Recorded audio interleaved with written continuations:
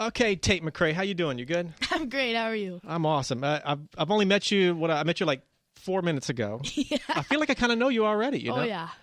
You enjoying everything? You got water? You got your headphones on? Everything all cool? Perfect. This is your first time to come to hang out at KIIS FM. Am I? Yep.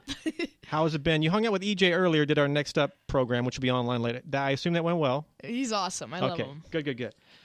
I'm so dying to talk to you about this. I'm not going to talk to you about this till we get a little bit far, because everybody knows I'm into the paranormal. Okay. And you have the ability to control lucid dreaming. Mm-hmm. You can control your dreams. Yeah. I'm not going to talk about it yet. Okay. We're going to do that. Hey, okay, people know you from, of course, the dance world. That's how they originally met you. Yeah. And here you are doing the music thing. I mean, give me some details, just a quick backstory, so you think you can dance, you know. Walk me through that. Yeah, so ever since I was like 6 years old. That's the question you get all the time, right? Because they were saying you get the same question all the time. Kind of. I mean, a lot of people don't know a lot of my dance background. Okay, well, give me a little something, but don't think less of me because I ask you so you think you can dance. No, I promise. Yeah, okay. I used to compete like from when I was 6 years old. I'd be doing national championships and competing like back and forth almost every single weekend. And then when I was 12, I went on to Say That You Can Dance. Made it to the end of that. Then performed at like some Teen Choice Awards and just that, you know. No, did some things outside of Say That You Can Dance, and then eventually I started a YouTube channel to expand more into choreography. And then one day I didn't have any choreography, so I was like, might as well just write a song. And I wrote a song in like 20 minutes and randomly put it out into the internet, like having no idea how it would react. And I was like scared because I'd never really sang on YouTube before or Instagram or anything. And then it kind of went viral overnight. Wow. And then I got reached out, basically 11 labels reached out, and within 2 weeks we were flown out to New York and met with all of them. And then I just kept on posting on my YouTube and basically kept on writing since then. Okay, you wrote a song. Yeah. Have no idea how it's going to go. Yeah. You post it. It goes viral. Within 2 weeks of you posting it, you're in New York talking to a label. Mm-hmm. Son of a gun. Literally, the song was called, the title of the video is I Wrote a Song. It was so random. I didn't even have a title. It was so random. Dude, that's legit, man.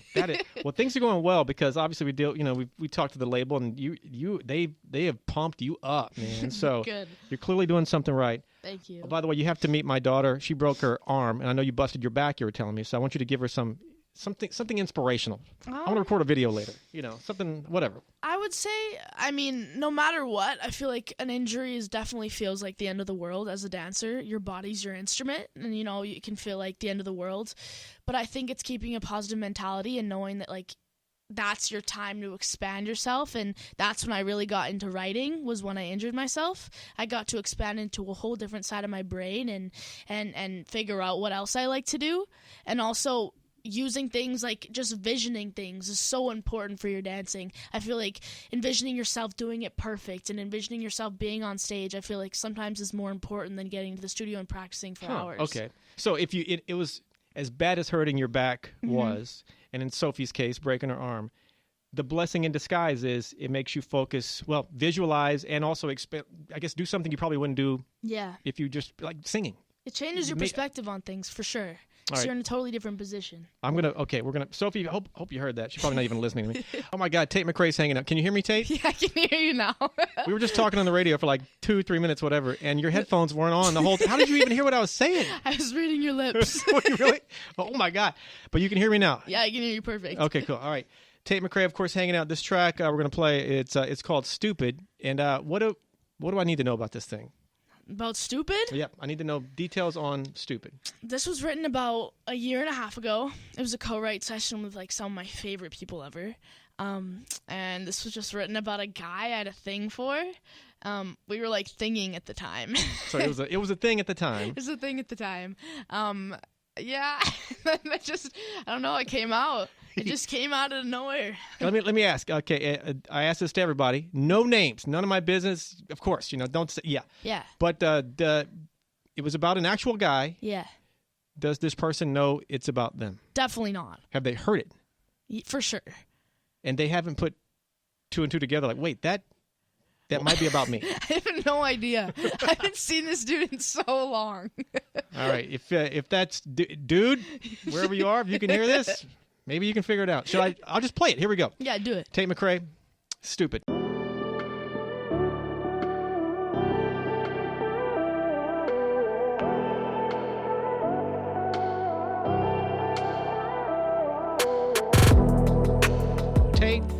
Of course, the track "Stupid," it's out. Yes.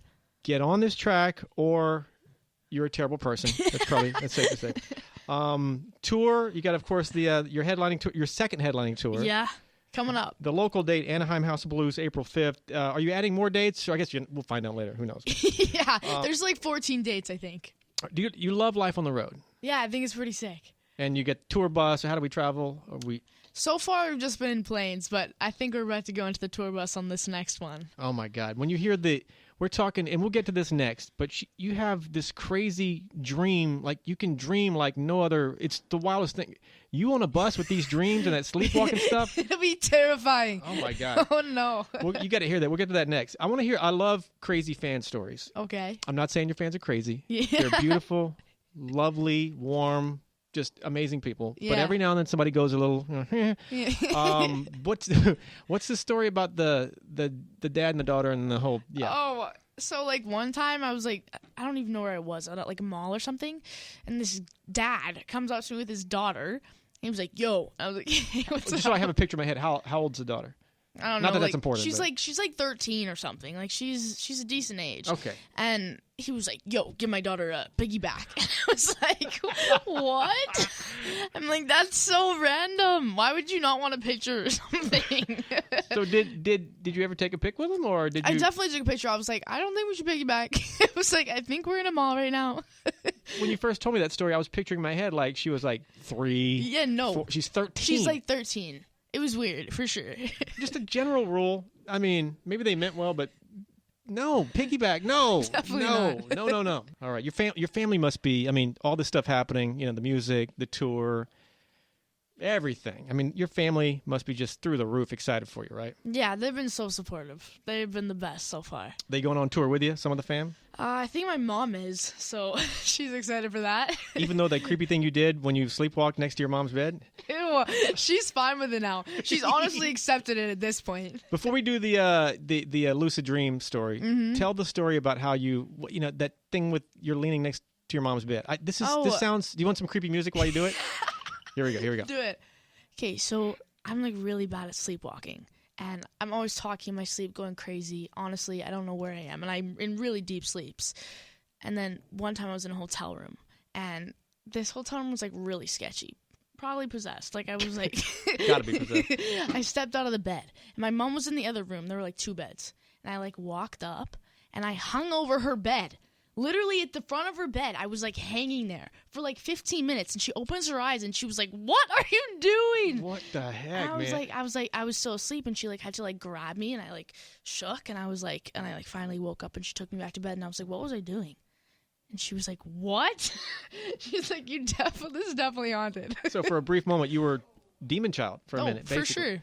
All right, so you're telling me these stories off air. You have the ability to control your dreams, otherwise known as lucid dreaming. Yeah. Details. This is so fascinating. Basically... And this is 100% true. Yeah, it's 100% true. Okay, got it. For sure. No, I have a very vivid imagination, so I've always been able to have crazy dreams since I was like super young. And I've always been able to lucid dream, so I can like reverse my dreams, and I can like restart, and I can fly, and I can control myself, and I can be completely aware of what I'm doing in my dreams and who I'm seeing and what I'm about to do. And it's just every single dream I have, I'm able to do that. So if you dream, like tonight, you go home, you fall asleep, and you start to dream. Yeah. And you can. I don't like how that went. In your dream, you can reverse it and start the dream over, so to speak. Yeah. So I'll be like driving a car. And if I crash the car... Let me stop this music. It's just... Yeah. Okay, sorry.